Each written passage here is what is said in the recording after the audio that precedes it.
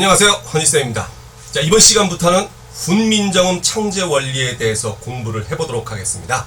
자, 우리말 사랑방 잘 오셨습니다. 네, 자, 우리 시작을 해봅시다. 네, 훈민정음 창제 원리 되죠? 네, 그 중에 우리가 문자부터 공부를 해보도록 할게요.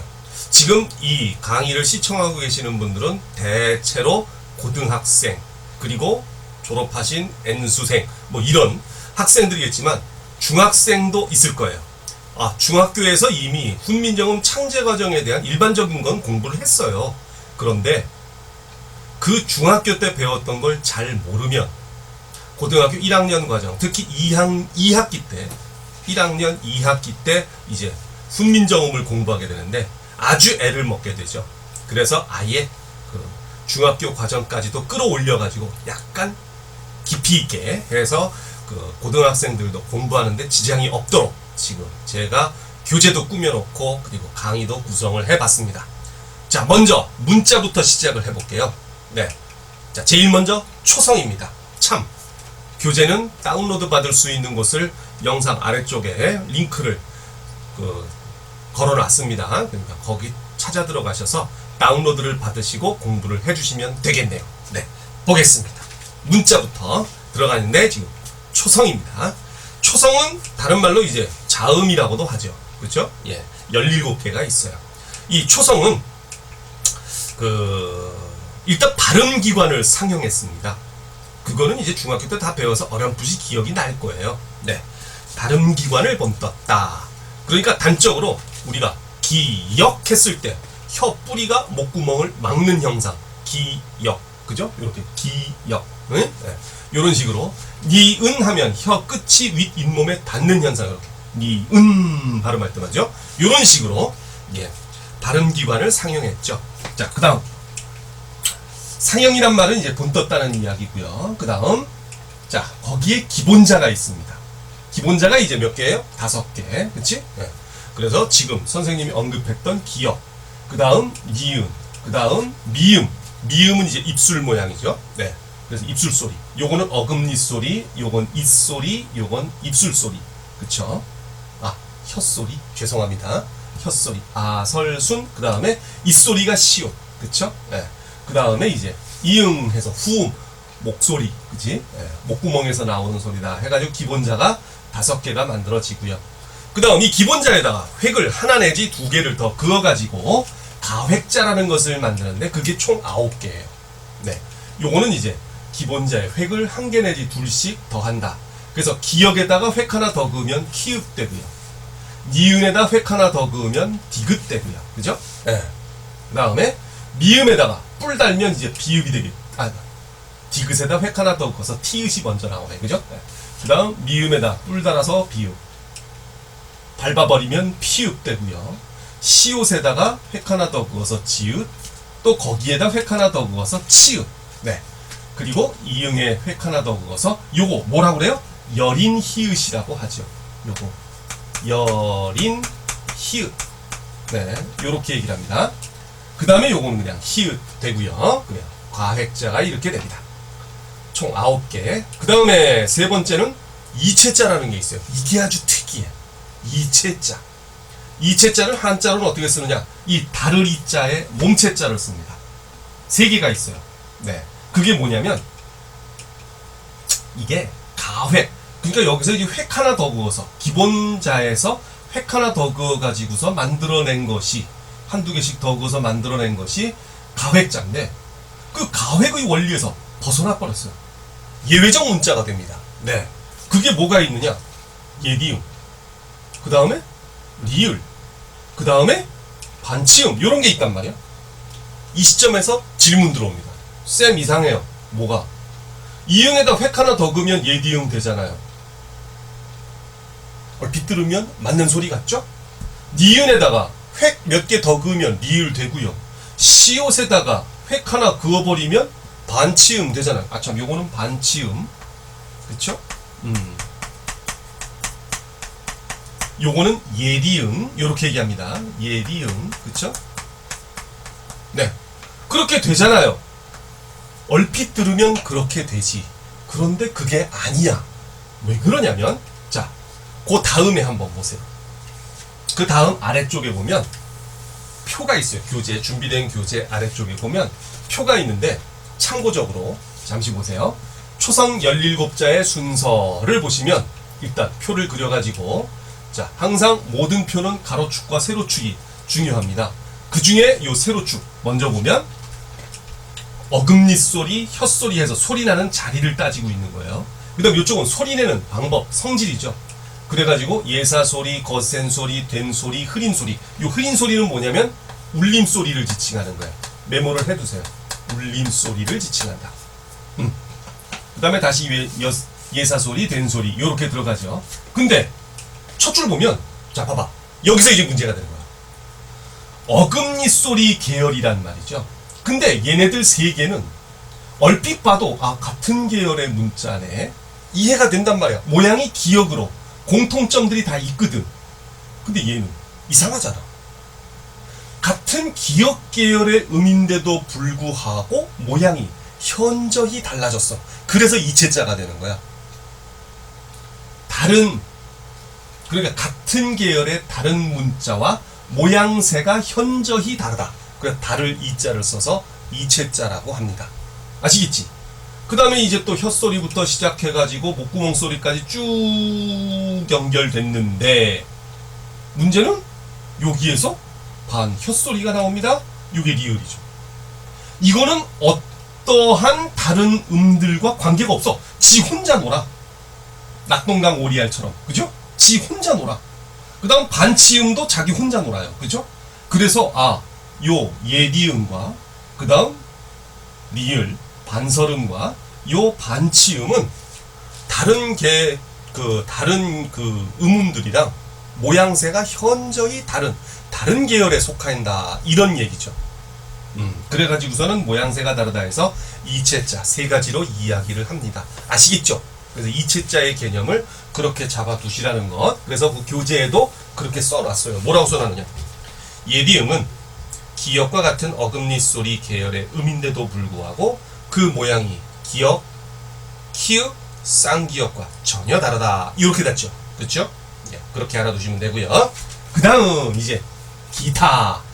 요거는 이제 중학교 때는 안 배우던 겁니다. 차근차근 조금씩 좀 더 깊이 있게 알아봅시다. 첫째, 세종 당시 이 하나하나의 의문의 소리값은 어땠을까 하는 거. 요건 지금은 기역, 니은, 디귿 이렇게 이해하지만 그 당시에는 기역, 니은, 디귿이라는 용어 자체가 없었어요.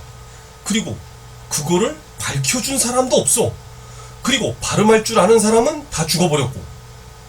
영원한 미스테리죠. 그래서 학자들은 추정을 할 수밖에 없어요. 그래서 기역은 기, 디귿은 디, 뭐 이런 식으로 읽지 않았을까 추정을 하는 겁니다. 이렇게 추정하게 된 근거가 있어요. 자, 봅시다. 그 다음에 두 번째는 뭐냐면 훈몽자회라는 책이 1500년대에 만들어집니다. 훈민정음 반포가 1446년 아니야. 근데 요거는 최세진이라는 사람이 1527년에, 즉 훈민정음이 창제되고 나서 한 80년 후에 중종 때 지어진 책이에요. 바로 이 책에서 우리가 지금 쓰고 있는 기역이다, 니은이다, 디귿이다 이런 표현들이 만들어진 겁니다. 그래서 그 훈몽자회에서 현재와 거의 유사한 명칭이 붙고 순서가 정해졌다. 예를 간단하게 한번 살펴볼까요? 자, 요걸 갖다가 요렇게 써놨네. 한자 잘 모르시죠? 요거 기역이라고 써놓은 거예요. 우리 역할 할 때, 산업의 역군 할 때 그거는 힘역자인가? 네. 역할 할 때 맡을 역자입니다. 그래서 기역이라고 쓰는 게 여기다가 이 역자를 써놨기 때문에, 누가? 최세진이라는 사람이. 그래서 우리가 기역이라고 안 하고, 북한 애들은 기역이라고 합니다. 이렇게 안 하고 기역이라고 하는 이유가 있는 거예요. 그 다음에 니은 같은 경우는 요건 니은이죠. 그 다음에 디귿 같은 경우에 재밌어. 이거는 지금은 연못 지자거든요. 근데 요거는 국외음화가 돼가지고 지가 된 거고, 옛날에는 디였겠지. 근데 재밌는 건 우리도 디, 북한 애들처럼 읒 해버리면 편한데 왜 긋이라고 하느냐? 요게 바로 무슨 자야? 끝 말자야. 끝 말자. 그러니까 요 음으로 따서 읽은 것이 아니라 뜻을 따서 읽었구만, 요거를. 그쵸? 그래서 디 말이 아니고 디귿이라고 발음을 하게 된 거다. 이런 얘기가 되는 거죠.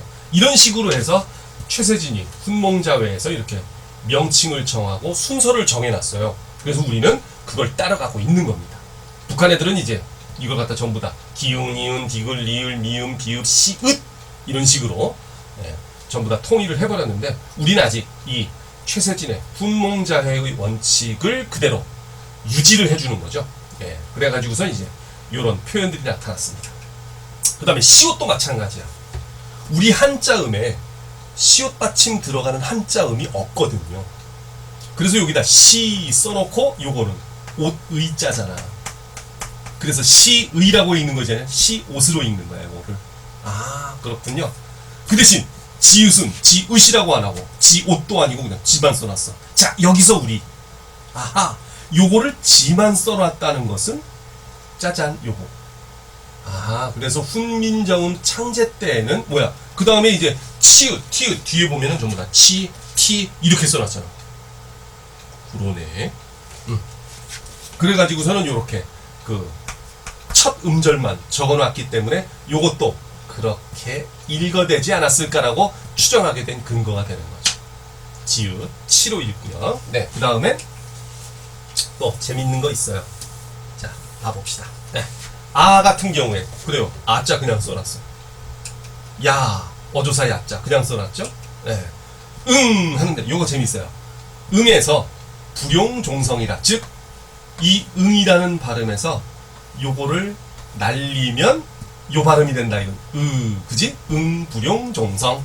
자 그 다음에 이는 이라는 글자에서 발음에서 단지 중성만 취한다. 요거만 취하는 거야. 그게 요거죠. 그지? 그런 식으로 됐어요. 그 다음에 아레아스는 요 아레아는 사라고 하는 발음에서 불용초성 요거를 안 쓰면 요게 된다. 요런 얘기가 되는 겁니다. 뭐 이런 식으로 해가지고서는 하나하나 음가를 명칭을 다 정리를 해 주었다. 요런 얘기죠. 누가? 최세진이라는 사람이. 자, 그 다음 세 번째 뭐가 있느냐? 이 17자 중에서 만들어낸 17자 중에서 소실문자가 생기기 시작해요. 제일 먼저 없어진 것은 여린 히읗이었죠. 이 여린 히읗은 세조 이후에 자, 그러니까 굉장히 빨리 없어진 거야. 세조. 그죠? 세조면 수양대군이잖아. 그쵸? 수양대군은 세종의 아들이거든. 그러니까 바로 아들 때에 가서 없어졌어. 그래요. 요건 세조 이후에 없어지고요. 그 이후에 반치음이라든가 예디응이라든가 요런 게 이제 임진왜란 이후에 사라집니다. 좀 더 빨리 사라진 게 반치음이에요. 임진왜란 직전에 간행된 소학원회라는 책에 보면 이미 반치음은 사라지기 시작하고 있었어요. 네. 그런데 이제 임난 이후에는 완전히 사라져버리게 되는 거지. 자, 됐죠? 그 다음에 네 번째 들어갑니다.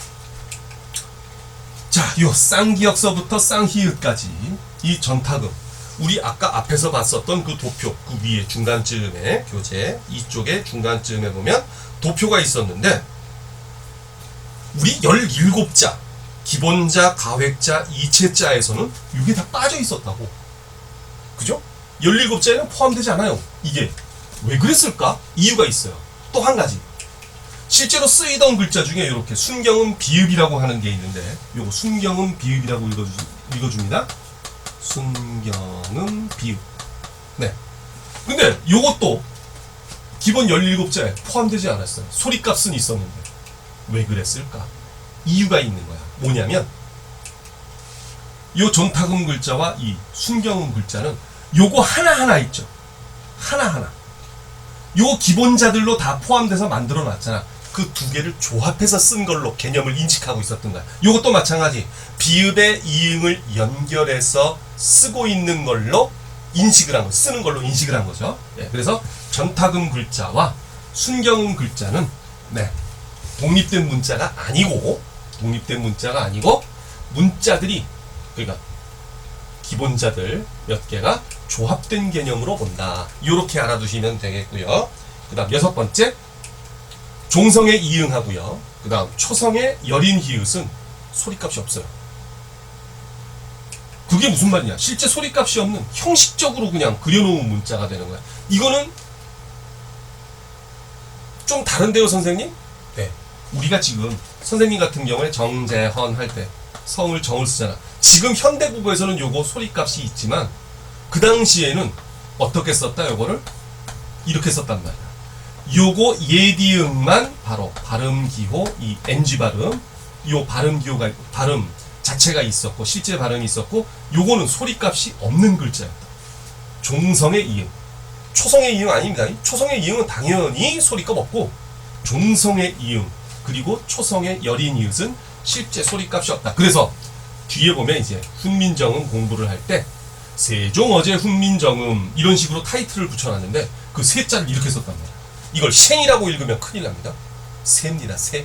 종성의 이응은 소리값이 없다. 그 이유 나중에 다 설명해 드릴 겁니다. 걱정하지 마시고요. 일단 그렇게 알아두세요. 종성의 이응은 소리값 없다. 그 다음에 어자도 마찬가지야. 초성의 예디응을 써놨네. 이 초성이든 종성이든 예디응은 소리값이 있어요. 발음. 그럼 이거 어떻게 발음했다는 얘기야? 이렇게 발음했다는 얘기죠. 그죠? 약간 코맹맹이 소리처럼. 그렇게. 그 다음, 같은 경우에 보세요. 지금 이렇게 써놨단 말이야. 예디응은 어떻게 돼요? 예디응이 아니지.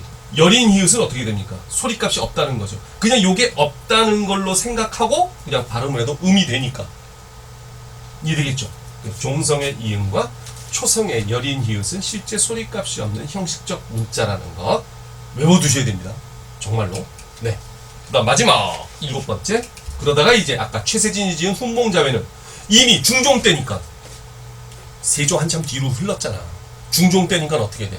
세조 때 없어진 여린 이읒은 당연히 훈몽자매에는 아예 소실되어서 나타나지도 않는다. 요런 얘기가 되는 거죠. 됐죠? 자, 여기까지 해가지고 일단 초성 정리를 해봤습니다. 그 다음에 이제 중성으로 들어가 볼 차례인데, 중성. 그래요. 시작을 해보도록 합시다. 좀 이따가. 자, 중성 시작하겠습니다. 중성, 모음이죠. 예. 모음 11개 시작됩니다. 자, 이 모음은 말입니다. 중성은, 일단 삼재라고 하는 것이 있어요. 그 삼재를 본떴다. 이렇게 되거든요. 삼재를 상영했다. 그 삼재가 뭐냐 하면은요. 일단 처음에 천, 하늘입니다. 그 다음엔 땅, 지구요. 땅지자.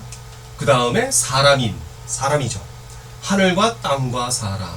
그래서 왜 그 삼성의 애니콜 문자 체계를 보면은 천지인 문자 그러잖아요. 바로 이 얘기입니다. 네. 그 하늘을 본뜬 것이 바로 이제 아레아죠. 네. 그 하늘을 본뜬 것이 아레아인데 왜 아레아를 찍었느냐 하면은요. 동그랗다 이런 얘기입니다. 그래서 하늘은 둥근 거니까 둥글게. 그 다음 땅은 을을 썼어요. 왜? 땅은 평평하니까 으로 표현을 한 거야. 그 다음 사람은 중간에 서 있으니까 이로 표현했다 이거죠. 그래서 이 세 개를 삼재라고 하는 겁니다. 삼재를 상영했다. 그래요. 그 교재 7번 빈칸에다가 삼재 써 넣어주시고요. 그 다음 요 세 개가 일단 기본자가 돼요. 기본자 세 개. 네. 그래서 순서대로 아, 으, 이 이렇게 되는 거고요. 참, 한 가지 참고적으로 말씀드리면 하늘은 위에 있으니까 양성 기운을 타고난 겁니다. 양성의 모음이죠. 땅은 아래에 깔려 있으니까 음성의 기운이고요. 그 다음 사람은 중간에 있으니까 이제 중성이다. 그래요. 중성 이렇게 됩니다. 그래서 양성, 음성, 중성 이거 굉장히 중요해요. 양성, 음성, 중성 굉장히 중요합니다. 예. 그 다음 이 기본자가 한 개씩 결합해 가지고서 초출자라는 것을 만들었는데 4개가 만들어지죠. 자, 그 해설은 기본자끼리 결합을 한 것이다. 그럼 어떻게 만들어지느냐? 오와 우어인데요. 이거 이렇게 알아두시면 편해요. 봐봐요. 사각형을 일단 그려가지고, 근데 이제 꼭지점을 잊지는 마시고 사각형을 그립니다. 그러면 자, 요거 자체가 바로 뭡니까? 의죠. 두 개의 윗변, 아랫변이. 그 다음에 세로로 있는 왼쪽 변, 오른쪽 변은 이가 되는 겁니다. 그래서 으나 이에 하늘이 한 번씩 결합하는 거야. 하늘이 처음 나오는 거야. 첫 번째로 나온다 그래서 초출자예요. 어떻게 나오느냐? 위에서부터 시계 방향으로 돌아가는 거죠. 그래서 하늘 나오고 으 찍으면 뭐가 됩니까? 오. 이 찍고 아. 하늘 찍으면 뭐가 됩니까? 아. 으 찍고 점 찍으면 뭐가 됩니까? 우. 그 다음에 점 찍고 이 찍으면 뭐가 됩니까? 어가 되죠. 그리고 여기서 우리 옛날 조상들은 대체로 우리 조상들뿐만 아니라 중국이나 일본도 마찬가지인데 동양에서는 말입니다. 주로 오른쪽과 위쪽에 있는 것을 양의 기운을 타고난 것이다. 이렇게 얘기를 해요. 그 다음 아래쪽과 왼쪽에 있는 것을 음의 기운을 타고난 것이다. 이런 식으로 얘기를 한다고. 그래서 오와 아는 양성 모음이 되는 것이고 우와 어는 음성 모음이 되는 거야. 요게 이제 나중에 그 모음조화라고 하는 그 음운 규칙, 네, 형태소 연결 규칙 이런 것들과 연결이 되는데 굉장히 중요하죠. 그래서 여기서부터 아예 양성, 음성, 중성을 가르쳐 드린 겁니다. 다시 사각형 그려가지고 대각선 쫙 그래서 위쪽이나 오른쪽은 양성, 아래쪽이나 왼쪽은 음성으로 해서 하늘이 위나 오른쪽에 있는 것은 오아 양성, 하늘이 아래나 왼쪽에 있는 우어는 음성 이렇게 된다 이거야. 그 다음에 하늘이 한 번씩 더 나와요. 그게 바로 이제 제출자야. 여기다 점 하나씩 더 그으면 아니 더 찍으면 어떻게 됩니까? 요야 유여가 또 순서적으로 만들어지죠. 4개. 자, 되겠죠? 자, 이래 가지고서는 이제 그 아직 정리 안 했습니까? 그럼 다시 한번 봅시다. 자, 정리 마무리 해 주시고요. 자, 요 사각형 그림도 그려 주세요. 네. 놓치셨다고? 네. 그러면 뒤로 약간 리와인드를 해가지고 돌려가지고 되돌리기 해서 그 스톱 시켜놓고 동영상 스톱 시켜놓고 메모를 반드시 해주시기 바랍니다. 자, 요거 됐죠? 중성. 네, 그 다음 중성에도 기타 좀 살펴봐야 될 것이 좀 있습니다. 봅시다. 기타. 일단 먼저 세종 당시의 순서는 어떠느냐? 그냥 그 순서 그대로예요. 아, 으, 이, 오, 아, 우, 어, 요, 야, 유, 여. 요거 11개. 네. 요거 아래야. 그래요. 그 다음 두 번째. 여기서도 소실 문자가 생기기 시작합니다. 바로 아래야인데요. 이게 거의 16세기, 즉 임진왜란. 네. 그때 슬슬 소리값이 흔들리기 시작하더니 그 이후로 계속 사라지게 되죠. 그러다가 이제 1933년 첫 번째 한글 맞춤법 통일한 제정 때는 완전히 표기상으로도 사라져 버리는 거야. 소실 문자. 네. 아래야. 그 아래야의 소실 발음상입니다. 네. 표기상으로는 1933년 이후에 사라지고요. 그 이전에는 그 표기는 있어요. 그러나 이제 발음이 사라지죠. 아, 물론 지금도 현재 제주도에는 이 아래야 발음을 하십니다. 제주도 분들은. 네. 근데 하여간 아래야 소실 발음상 소실된 것이 우리말에 엄청나게 큰 영향을 끼쳤는데 그게 바로 뭐냐면 모음조화 파괴라는 거예요. 그래서 이제 아래야가 음가 소리값이 상실되면서 소실되면서 이제 모음조화가 파괴되기 시작했다. 이렇게 되고요. 네, 그 다음 단모음이 있습니다. 1학년 1학기 그때 이제 우리가 음운과 음운 변동에 대해서 공부를 하게 되는데 그때 이제 우리 단모음 그 다음에 이중모음 이런 거 공부하거든. 단모음은 뭐였느냐면 발음 처음 시작할 때부터 끝날 때까지 발음이 변하지 않는 요 단자가 짧을 단자가 아니라 싱글 헛단자라는 거 그죠? 예. 그래서 처음부터 끝까지 하나의 소리로 나는 것이 단모음이다 하는데 이 단모음이 아, 으, 이, 오, 아, 우, 어 여기까지죠. 아, 으, 이, 오, 아, 우, 어 단모음 7개. 네. 그럼 나머지 것들은 이중모음이 되는데요. 일단 요 4개 요, 야, 유, 여는 상향 이중모음이라고 그래요. 요, 야, 유, 여. 선생님 그러면 상향 말고 그래요. 눈치 빠른 사람들은 미리 봤겠지만 그 아래쪽에 하향 이중모음이라고 있지. 네. 요건 뭡니까? 요거는 에, 예, 왜 이런 것들인데 봐요. 요게 무슨 말이냐면 이중모음은 반모음이라고 하는 것이 개입이 되잖아. 반모음 이 대표적으로 요거 그죠? 네. 그 반모음 이가 앞쪽에 있는 걸로 인식이 되면 상향이 되는 거고 뒤쪽에 있는 걸로 인식이 되면 이제 하향이 되는 거야. 앞에 오면 상향, 뒤에 오면 하향 이렇게. 그러니까 단적으로 예를 들어서 자, 야 발음 같은 경우에 보면 요것은 반모음 이가 먼저 있고 그 다음에 아가 나타난다 요런 개념 아니야. 그래서 요걸 길게 발음하면 처음에는 이로 시작했다고 아로 끝나는 느낌이거든요. 이야 그죠? 천천히 발음해 봤을 때 그쵸? 예. 그런데 이제 이 I 같은 경우에는 아니다. 쏘리. 잘못됐습니다. 에 같은 경우에는 요거 이 플러스 어로 보는 것이 아니라 아 플러스 이로 보잖아. 그래서 I 이런 식으로 그렇죠? 그래서 왜 선생님 내 이름 이야기 관공서에 가가지고 저 이름 정재혁인데요 하면은 항상 물어봐. 요거 제자 어이에요 아이에요 물어보듯이 그렇게 인식을 하고 있단 말이야. 아 애를 아이로 인식하는구나. 그래서 요게 앞쪽에 있는 이중모음이면 상향 이중모음, 요 뒤쪽에 있는 이중모음이면 하향 이중모음 이렇게 얘기하는 거야. 요거 얘 같은 경우에는 야이죠. 얘 같은 경우에는 오이로 인식을 하고 이런 식으로 간단 말이죠. 그래서 여기 앞에 있으면 상향, 뒤에 있으면 하향이 된다. 이런 이야기가 되는 겁니다. 되셨죠? 좋아요. 여기까지 해가지고 이제 중성 모음을 살펴봤습니다. 그 다음에 종성으로 가야 되는데 이 시점에서 우리 세종의 고뇌를 좀 생각을 좀 해봐야 돼요. 왜냐하면 자 초성과 중성을 만드느라고 무진 애를 쓰긴 썼단 말이야. 근데 세종도 고민 엄청 했을 거야. 종성이라는 글자를 또 따로 만들어야 하나? 그래버리면 무진장 복잡해지거든요. 초성 중성도 복잡한데 종성까지 새로운 글자로 만들면 무진장 복잡하단 말이야. 그래가지고 이걸 만들 것이냐 어떻게 만들 것이냐 말 것이냐 막 이런 걸 고민을 하다가 놀라운 상상을 했겠지. 예를 들면 이런 거. 아, 선생님도 할 정도면 그 머리 좋은 세종은 충분히 했겠죠. 봐봐요. 요런 단어들 보세요. 재밌는 게 있어요. 뭐냐? 천천히 발음을 해보면 구욱 모옴 버업 이런 식으로 요 사이에 모음이 끼어들어서 그렇지 사실 요 초성의 기억과 종성의 요 기억은 중간에 모음이 있기 때문에 초성의 기억은 구 발음할 때 열면서 발음하고 종성의 기억은 구욱 닫으면서 발음을 한단 말이야. 대신 소리내는 방법은 살짝 달라져도 열면서 닫으면서 그 차이는 있어도 소리나는 자리가 같더란 얘기죠.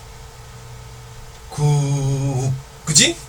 모옴 버업 이런 식으로 거기서 이제 세종은 아이디어를 얻은 거야. 야 알았다. 뭐 하자.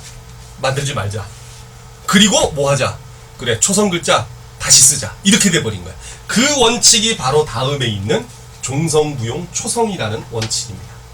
요거 한자로 쓰면 이렇게 되거든요. 종성, 부용, 초성. 무슨 말이냐면 종성은 초성 글자를 다시 쓴다. 이런 얘기입니다. 자, 요거 해석을 갖다가 옆에다가 좀 적어두세요. 저는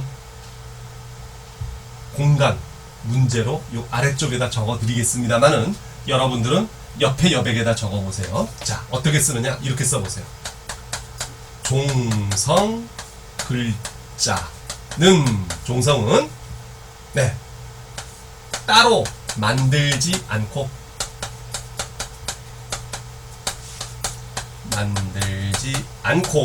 네 어떻게 한다? 초성 글자를 초성을 어떻게 한다? 다시 사용한다. 이런 식으로. 아하. 요게 바로 종성을 만든 제자, 글자를 만든 원리가 된다. 이런 얘기죠. 아, 종성은 초성 글자를 다시 사용한다. 따로 만들지 않는다. 이 개념이에요. 이해하시겠죠? 종성, 종성부용, 초성. 그래서 그 밑에 설명을 갖다가 받침 표기 규정이 아니라 종성 글자의 제자 원칙이 된다. 이런 얘기가 되는 거죠. 자, 요거 또 역시 동영상 스톱 시켜놓고 요거 반드시 적어 놓으셔야 돼요. 종성 글자는 따로 만들지 않고 초성 글자를 다시 사용한다. 되셨죠? 자, 그 다음 지웁니다. 다음 갑니다. 요거는 받침 표기 규정이 아니라 네, 종성자의 제자 원칙이었다. 네. 그 다음 받침 표기 규정은 따로 있어요. 뭐냐, 팔종성 가조경이라는 건데 이건 또 뭐예요? 한자로는 이렇게 씁니다. 8개의 종성이면 사용하기에 충분하다. 이런 소리입니다. 요것도 해석을 적어 드려야지. 근데 요거 참 이미 배운 학생들이 대부분일 거야. 뭐냐면 우리 음운 변동할 때 끝소리 규칙 배웠었죠. 교체 중에 하나로 끝소리 규칙. 즉 글자 표기는 뭐다? 모든 자음들을 다 쓸 수 있어도 실제 발음하는데 소리 나는 것은, 종성 글자에서 발음하는데 소리 나는 것은 뭐다? 7개밖에 없다. 바로 그 끝소리 규칙과 같은 개념이에요. 즉 끝소리 규칙의 원조입니다. 근데 그 당시에는 8개의 종성이었어. 지금은 7개지만 어떻게? 기역, 니은, 디귿, 리을, 미음, 비읍, 시옷 빠지고 이응 이거잖아. 그죠? 그 당시에는 시옷도 들어갔었을 거야. 그래가지고 아하, 요거는 이제 뭐예요? 다시 자, 팔종성 가족형 해석 적어드릴게요. 네. 종성의 표기는 모든 맞다. 글자가 아닌데 발음인데, 그쵸? 네. 종성의 발음은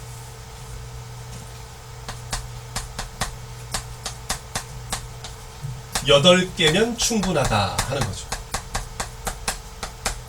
요거 다시 한번 설명이 될 겁니다.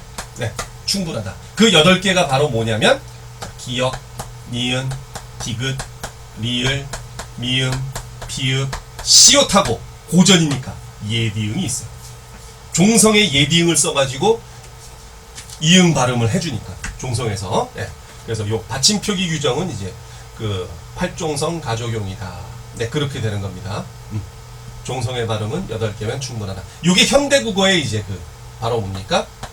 현대국어의 끝소리 규칙과 유사하다. 규칙에 해당한다. 요런 얘기가 되는 겁니다. 되겠죠? 네. 요렇게 해가지고서 이제 우리 초성, 중성, 종성 요 3개의 개념을 공부했는데, 바로 이 초성, 중성, 종성 개념을 사용한 것이 훈민정음이 우리말을 표기하는데 아주 결정적으로 유효하게 사용된 거죠.